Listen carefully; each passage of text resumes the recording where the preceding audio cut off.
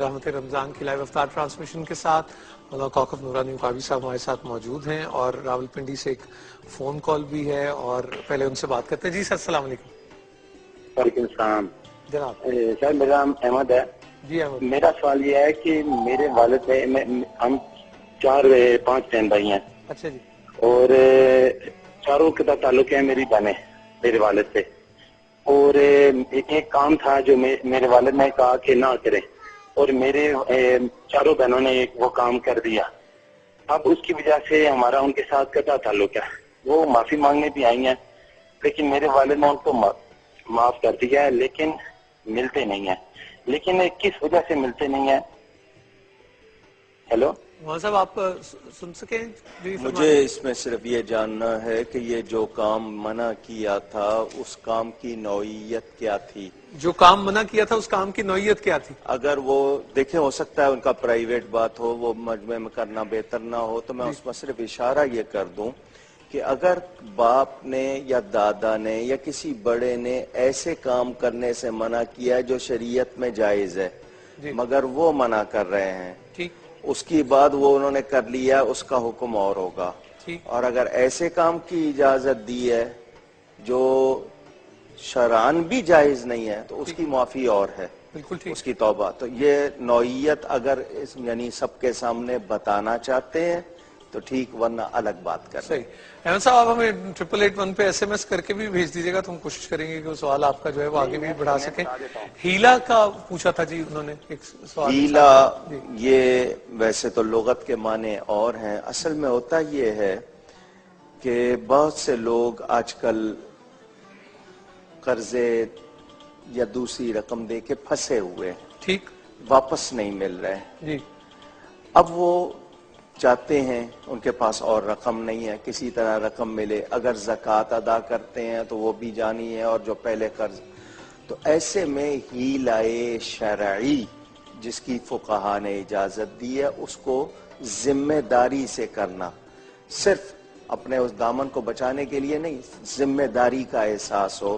مثلا ایک شخص نے میرا 1,00,000 روپیہ مارا ہوا ٹھیک میری 1,00,000 روپے کی زکوٰۃ بھی بنتی ہے جو میں نے دینی ہے ٹھیک. اب میں یہ سوچ رہا ہوں کہ وہ پیسے آئیں تو میں دے دوں ٹھیک. وہ شخص جس نے میری رقم دینی ہے وہ انکار نہیں کر رہا ٹھیک. وہ کہہ رہا ہے جب ہوں گے میں دے دوں گا ٹھیک. اور ہے نہیں اس کے پاس ٹھیک. مجبور وہ بھی ہے. ٹھیک. اب اس سے کیا کیا جائے اس سے دیکھ لیا جائے کہ اس کی واقعی حیثیت نہیں یہ اس وقت خود زکوٰۃ لینے کے لائق ہے ٹھیک. تو اس کو یہ کہا جائے تو وعدہ کر تیرے پاس پیسے ہوں گے تو دے دے گا. وہ کہتا ہے ٹھیک ہے آپ اس کو اتنی ہی رقم زکوٰۃ کی نیت سے دیں. ٹھیک ہے. وہ اس کے ہاتھ میں چلی گئی مالک بن گیا ہیلا آپ نے کر لیا آپ کی زکوٰۃ ادا ہو گئی. اب آپ اسے کہیں کہ تو نے وعدہ کیا تھا جب تیرے پاس رقم ہوگی لوٹا دے گا اب میری رقم مجھے لوٹا دے ٹھیک.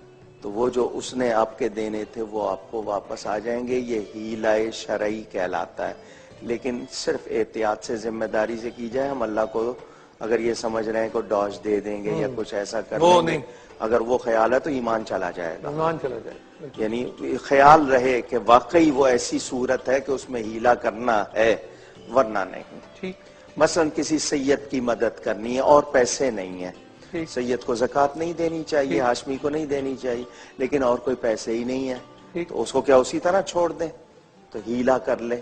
پہلے کسی مستحق کو دے دیں کہ میں تجھے دے رہا ہوں تو مجھے اختیار دے دے کہ میں کسی اچھی جگہ خرچ کر لوں. یہ حدیث سے ثابت ہے. چنانچہ حضور صلی اللہ علیہ وسلم کے پاس ایک شخص کھجوریں لایا کہ یہ صدقے کی ہیں وہ لایا حضور نے دے دی. جس کو دیں اس کو صدقہ ادا ہو گیا اس نے حضور کو ہدیہ کر دی. میرے نبی پاک نے کھانی شروع کر دی. فرمایا ہوا لہا صدقۃ ولنا ہدیۃ اس کے لیے صدقہ تھا ہمارے لیے ہدیہ. تو مسئلہ معلوم ہو گیا لیکن بہت احتیاط.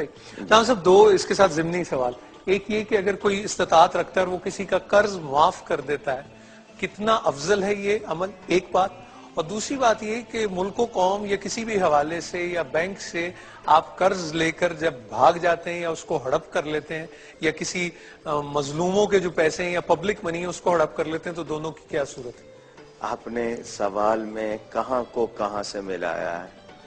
جہاں تک انفرادی طور پر ہماری عام معاشرتی زندگی میں ایک مسلمان دوسرے مسلمان سے یا ایک بھائی دوسرے بھائی قریبی دوست سے، ایک تو وہ قرض ہے، ٹھیک، اور ایک آپ لے رہے ہیں گورنمنٹ کا، دونوں کا الگ حکم، اس کو اس کے ساتھ نہ ملائیں. بالکل ٹھیک، بالکل ٹھیک، کیونکہ وہاں قومی خزانہ انوالو ہے. جی بالکل ٹھیک، وہاں ایک شخص معاف بھی نہیں کر سکتا کیونکہ وہ سب کی رقم ہے. سب کی رقم، ٹھیک، اگر کوئی ایک شخص معاف کر رہا ہے تو کس بوتے پہ کر رہا ہے؟ بالکل صحیح، اس کو کیا اختیار ہے؟ صحیح، بینک اگر کر رہا ہے تو بینک کے ایک آفیسر کو کیا اختیار ہے؟ صحیح، سب کا ہے نا، صحیح، اس کا مسئلہ اور ہے. ٹھیک، قرض اگر ہم کسی کو اللہ کے لیے کہ دیکھیں کہ اس کی کمزوری ہے اس کو معاف کر دیں، بہت ثواب ہے. لیکن دوسرا کوشش اس لیے نہ کرے کہ میں لے لوں تاکہ معاف بھی ہو جائے گا کل کو. یہ تو اللہ بہت جانتا ہے، دل کے حال جانتا ہے. ہاں، لیکن یہ کہ میں دیکھ رہا ہوں اس کی حالت نہیں ہے، میں اللہ کے لیے معاف کر دوں کہ اللہ میرے معاف کر دے میرے ذمے ہے، بہت اچھی بات ہے. اچھا، ایک مسئلہ بتا دوں، آپ نے سوال کر لیا ہے.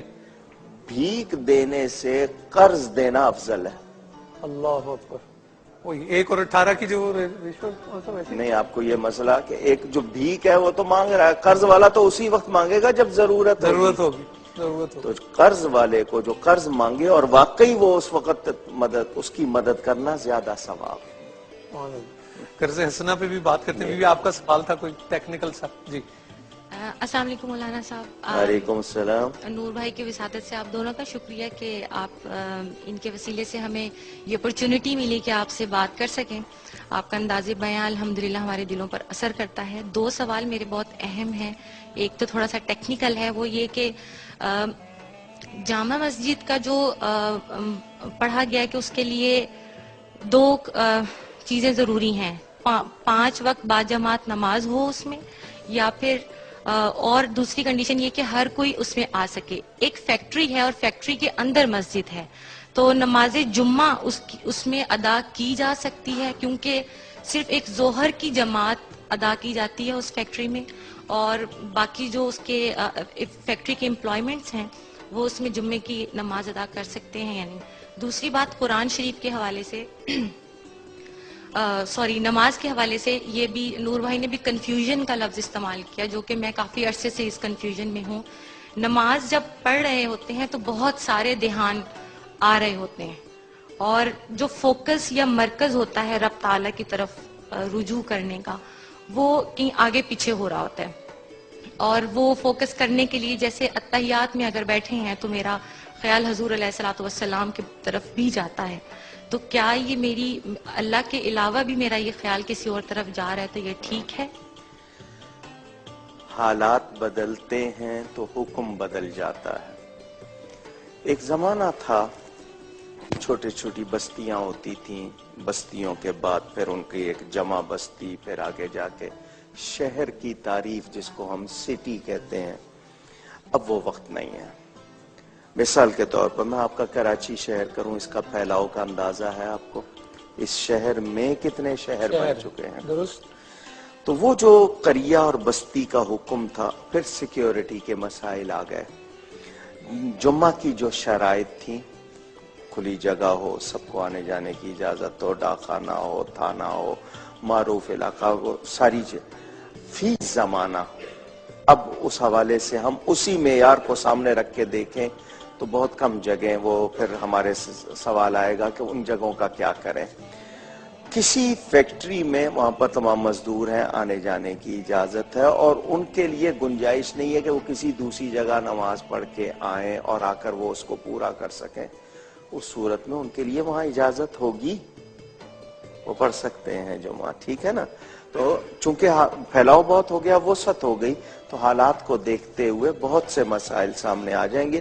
باقی جامع مسجد کا جو تمام مسجدوں کو جمع کرنے والی ہو، بہتر ہوگا کہ وہاں کو قریب میں اگر ایسی مسجد جہاں مرکزی، کیونکہ جمعے کا مقصد اجتماعیت، زیادہ تعداد میں لوگوں کی قوت ظاہر کرنا اسلام کی، تو زیادہ مجمع ہو تو اچھی بات ہے. لیکن کوئی مجبوری ہے تو وہ اس طرح بھی پڑھ سکتے ہیں. دوسری بات، نماز میں خیالات آتے ہیں. حضور صلی اللہ علیہ وسلم نے فرمایا بغیر وسوسے کے کوئی نماز نہیں پڑھ سکتا. اور وسوسے شیطان کی طرف سے ہوتے ہیں. فرمایا وسوسے کے بغیر کوئی نماز نہیں پڑھ سکتا. مولا کائنات حضرت علی کرم اللہ وجہ الکریم موجود تھے, کہنے لگے میں پڑھ لوں گا. فرمایا اچھا پڑھو, تمہیں ایک چادر انعام دیں گے. انہوں نے 2 رکعت نماز شروع کر دی. وہ قیام کر لیا, رکوع کر لیا, سجدے کر لیے. دوسری رکعت جب قادے میں, جس کو التحیات کہتے ہیں, وہ پڑھ رہے تھے, خیال آ گیا کہ پتہ نہیں چادر ریشمی دیں گے یا سوتی دیں گے. جب انہوں نے سلام پھیر لیا, حضور نے پوچھا نہیں کہ خیال آیا یا نہیں, فرمایا بولو آیا نا, کیونکہ جو خیال ان کو آیا حضور کو پتا تھا. تو وسوسے آنا یا خیال آنا. اب مثال کے طور پر میں نماز پڑھتے ہوئے اپنے گھر میں نماز پڑھ رہا ہوں اور سوچ رہا ہوں کہ میں حرم میں ہوں, کوئی برائی نہیں ہے. اچھا کسی بری چیز کی طرف خیال جائے تو میں نے آپ سے کہا نا خیال آئیں گے, مگر ان میں لگ نہ جائیں جھٹکیں. اس کا طریقہ یہ کہ توجہ سے پڑھنا شروع کر دیں, اکیلے پڑھ رہے ہیں اونچی پڑھنا شروع کر دیں. اور نبی پاک کا خیال نہ آئے تو نماز تو ہونے کا تصور ہی نہیں ہے. انہوں نے تو نماز سکھائی ہے, ان کو سلام پیش کرتے ہیں. ان کے تصور کے بغیر نماز کا میرے پاس تو کوئی تصور نہیں ہے. جزاک اللہ. جی آپ کا وہ آئی ڈراپ کے حوالے سے کوئی سوال تھا. جی سب سے پہلے تو میں آپ کو السلام علیکم کہوں گی. مہربانی. اور اتنا ماشاءاللہ آپ کے آنے کے بعد تو روحانی سی کیفیت طاری ہو گئی ہے سن کر. مجھے دعا کیا کریں میرے لیے. الجھاؤ ہو رہا تھا کہ کل میرا آنکھ کا آپریشن ہوا تھا اور آج روزہ ہے, تو اس صورت میں کیا میں ڈراپ آنکھوں میں ڈال سکتی ہوں؟ نہیں ڈال سکتی. میں نے کل بتایا تھا انہیلر, آئنمنٹ, کوئی آئنمنٹ, ویکس ان سائڈ, جو مثلا ناک کے اندر, آنکھ کے اندر کوئی آئنمنٹ, کوئی ڈراپ, کوئی انہیلر ہرگز استعمال نہیں کر سکتے. اگر آپ کی مجبوری ہے اور اس کے بغیر آپ نہیں رہ سکتے تو آپ روزہ نہ رکھیں, کیونکہ روزہ آپ اپنی شرطوں پہ نہیں رکھیں گی. روزہ آپ ایمان کی شرطوں پر, اسلام کے قاعدے کے مطابق. میں رعایتیں ڈھونڈوں گا تو پھر وہ اللہ کی وہ عبادت نہیں رہے گی. جہاں تک گنجائش ہے بتایا جاتا ہے, لیکن وہ نہیں ہوگا. بالکل صحیح. جی آپ پوچھنا چاہ رہے ہیں.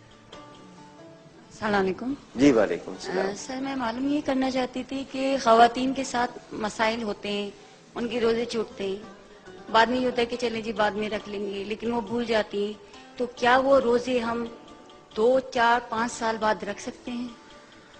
بہتر تو یہ ہے کہ اگلا سال رمضان آنے سے پہلے رکھ لیے جائیں. زندگی کا بھروسہ نہیں ہے, نہیں تو یہ کہ وہ ویسے بھی بڑھتے جائیں گے, تعداد بڑھتی جائے گی. تو بہتر تو یہی ہے کہ اگلا سال آنے سے پہلے رکھیں. اگر نہیں رکھیں تو وہ آپ پر ہیں, آپ کو رکھنے ہیں. اب آپ نے دیر کی ہے وہ آپ کا مسئلہ ہے. جی علامہ صاحب, یہ افطاری بناتے ہوئے خواتین بہت پوچھنا انہوں نے یہ تھا, مجھے تو یہ بتایا تھا وہ جو چکھ لیتے ہیں, چکھنے کے لیے جو ذائقہ مرچ وغیرہ, اس کی کیا صورت حال, کیا احکامات اس حوالے سے؟ ملک صاحب چکھنے کی حد ہوگی کوئی؟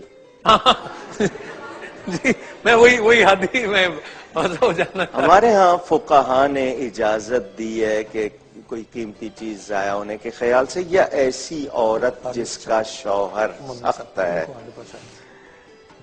ایسی عورت جس کا شوہر بہت سخت ہے اور سختی کرے گا, جی اس کے اس غصے سے بچنے کے لیے وہ صرف چکھے, حلق میں نہ جائے, تھوک دے. ٹھیک, اس حد تک تو گنجائش ہے. اور ویسے بھی اگر کسی کو مالک ہے, ملازم ہے, بنا رہا ہے اور اس کو پتا ہے کہ نہیں ہوا تو میری شامت, اتنی حد تک. لیکن وہ چکھنے کی حد ہوگی, اس میں گنجائش نہیں کہ وہ تھوک سے مل کے اندر جائے. ٹھیک, اس میں روزہ نہیں ٹوٹے. اور یہ وہی بات ہے جو کل آپ نے بتایا تھا کہ جج اس کے آپ خود ہیں, آپ اور آپ کا رب جانتا ہے کہ کہاں سے اس میں تجاوز ہو گیا. جناب بسم اللہ الرحمن الرحیم. مجھے خوشی ہے کہ میں آپ سے مخاطب ہوں. ہمارے نور صاحب نے ہمیں موقع دیا کہ میں آپ سے مخاطب ہوں. میں نے آپ کے والد صاحب کو کافی سنا ہے, شفیع غالب صاحب کو, مرحوم کو. بہت خوشی کی بات ہے کہ میں آپ سے مخاطب ہوں. 3 سوال میرے ذہن میں. 3 سوال؟ جی. اچھا جی. پہلا سوال جو ہے وہ قرآن شریف سے متعلق ہے کہ قرآن شریف میں حضرت موسیٰ علیہ السلام کا ذکر بہت دفعہ آیا ہے, بس ہماری سلسلوں کے زمانے کے مقابلے میں. دوسرا سوال یہ ہے کہ جو قرآن شریف کی ترتیب ہے وہ نہیں جو کہ قرآن اترا اقرا بسم اللہ کے حوالے سے، وہ سورہ علق ہے جو کہ پہلے اتری، اور سورہ فاتحہ جو ہم لوگ پڑھتے ہیں. یہ 2 سوال ہو گئے. اور تیسرا سوال یہ ہے کہ ہم لوگ جو تالی بجاتے ہیں اس کی کیا شرعی حیثیت ہے ہمارے اسلام میں؟ کیا شرعی حیثیت تالی بجانے کی؟ تاڑی مار رانا باہو سے آپ پہ اڈن ہارے ہو. مولانا صاحب یہ جوابات جو ہیں وہ وقفے کے بعد لیں گے، ایک بریک کی طرف بڑھنا ہے. بہت بہت شکریہ. تو ایک وقفے کی طرف بڑھتے ہیں خواتین و حضرات، اور پھر آپ کی خدمت میں حاضر ہوتے ہیں رحمت رمضان کی لائیو افطار ٹرانسمیشن میں.